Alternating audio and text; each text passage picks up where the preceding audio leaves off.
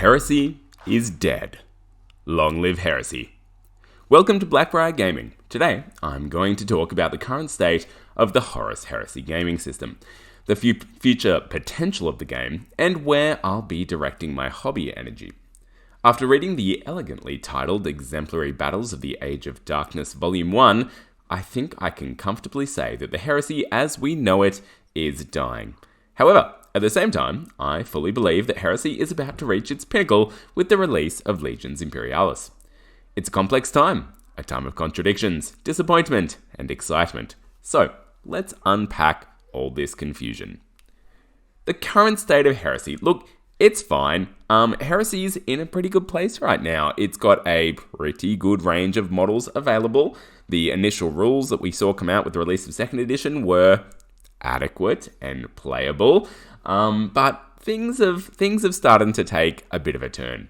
The models that we've seen released over the last few months, they're really drying out. We're getting onesies and twosies. We did, of course, get that actually pretty wonderful Mark III set and that box set, so that's nice. That's a nice little bonus.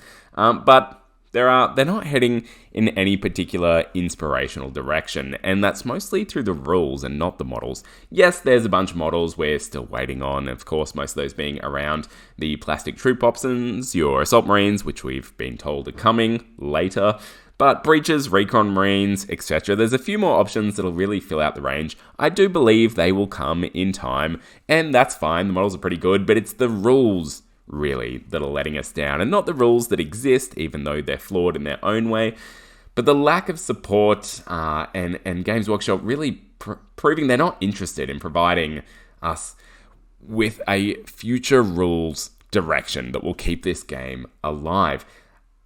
The real example of this, of course, is the Exemplary Battles book, and I'll get into that a little more soon.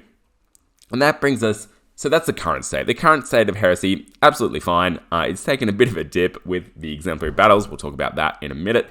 But it's a game that's playable, it's got a lot of options in it, and it's supporting the community to play their kind of Heresy battles, mostly that they want to play. Now, the future of Heresy is the issue here. Very underwhelming, people. Look, if you want a detailed and honest review of the new Exemplary Battle book, head on over to the Outer Circle. Some of their criticism may seem like nitpicking, and that is, of course, what they're known for. But for the most part, they're pretty spot on with this one. This book, as Macca said, is bad. I don't need to repeat what they've said. I don't need to delve into it. If anyone thinks this book is anything other than bad, I think they're kidding themselves. I'm more than happy to call it out when I see it. And as this is Volume 1, I dare say we should expect Volume 2, 3, and I'm going to assume 4. While the reprinting of the Exemplary Battles is potentially a waste of time, that's fine, that's what they said it was going to be from the start. What's really disappointing is the new rules for the Emperor's Children. They're just terrible. They're not playable. If you want to play them, you're going to have to buy a $400 Demon Primarch to start with, and it's just a mess. Anyway, if the next few books we should expect for Heresy are going to be of this quality, the same quality of the rules that we're seeing for the Emperor's Children, there's just no reason to buy them. I have nothing good to say about this product, and it doesn't help that we're dealing with more than a 50% markup here in Australia.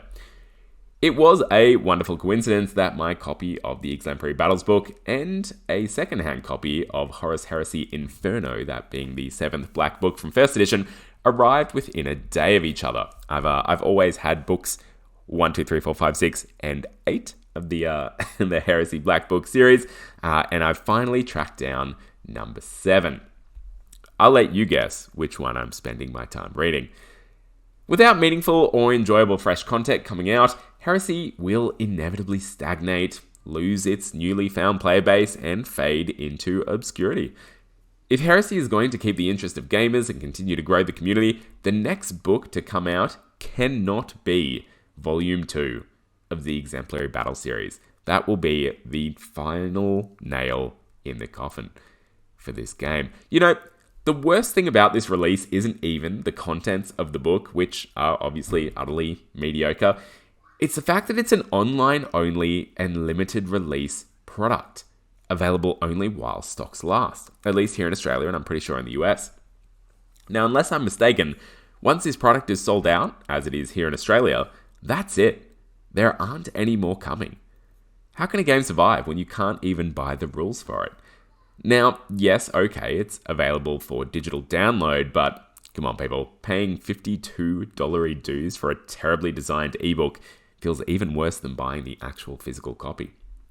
As I said, this book series, the Exemplary Battle book series, even though we've only seen volume 1, we can expect it to keep going for another few volumes. This book series will kill Heresy. It will kill the hype. But, and here's the big but, here's the positive spin that I do, as Horus Heresy dies a slow but potentially inevitable death, guess what we're getting instead? That's right, Horus Heresy. The difference, of course, is that we're talking about tiny Horus Heresy. If you want fresh Heresy content, you better be looking at Legions Imperialis going forward, because that's where you're going to get it. Epic scale Horus Heresy, to me, is really the way that this narrative should be played out. It's about epic, funnily enough, battles in the Age of Darkness, with mighty legions clashing against each other. It just feels right. So much about Legions Imperialis, and that's why I've been throwing content out for it, and I'm already doing some test paints. It just feels good. I think it's going to be fantastic. But, another but, not a good one, after the stagnation or mishandling of Aeronautica, Titanicus, Necromunda, and now, of course, 28mm Horus Heresy, should any of us invest in Legions Imperialis? I certainly will be. But I guess you have to understand and prepare yourself for the Games Workshop Specialist System lifecycle. Inevitably, Games Workshop, and a lot of inevitablies today, will lose interest in Legions Imperialis. It's just going to happen, okay?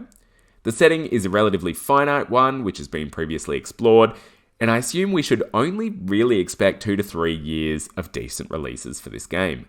At which point, a new game will be released and design resources will no doubt be reallocated. Perhaps towards a new Battlefleet Gothic style system, which I can't pretend I wouldn't definitely get into because I just can't help myself. But I also don't believe a game system lives or dies at the whims of Games Workshop. Before Heresy 2nd Edition, the community kept Heresy going strong in the face of repeated Games Workshop apathy, and I believe it will continue to do so for this edition. The game certainly won't achieve the mainstream status it had the potential to, but it'll still be around, and the community content will keep it interesting for those that live for that Heresy setting. Warhammer Fantasy Battles is another wonderful example. I got into 8th edition Warhammer only a few years ago, years after the system had been completely stopped by GW. Same, 6th edition Fantasy is super popular. People are still playing it and having a great time with it, even though it's a dead system. This will almost definitely be the future story too of Legions Imperialis, whose potential lies well past, I think, what Games Workshop will produce for it. Through community content, both miniatures and rules, I believe this system will give us many years, maybe decades, of great gameplay. So what am I trying to say here? It's something I've been thinking about for a while. The paradoxical nature of loving Games Workshop's games after being disappointed so many times. I honestly don't believe that mistrust in Games Workshop and their treatment of specialist games is a reason for not getting into their new systems, which I know sounds ridiculous. But if you love the miniatures, you love the narrative, and you love the community, don't let Games Workshop turn you off. Enjoy the game your way. Embrace community rules, embrace alternate ways to sourcing your miniatures, embrace playing the game you want to play in the way you want to engage with it.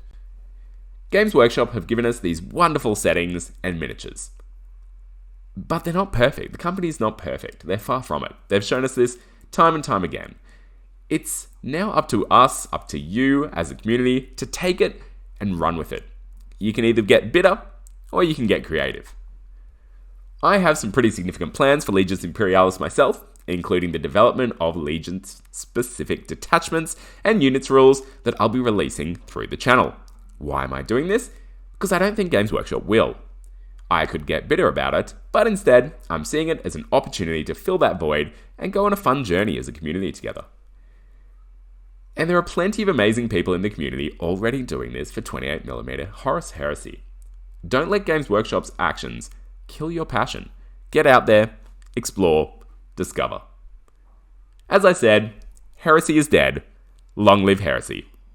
You can get bitter, or you can get rolling dice. It's up to you. But I know which one I'll be choosing. Thank you for watching.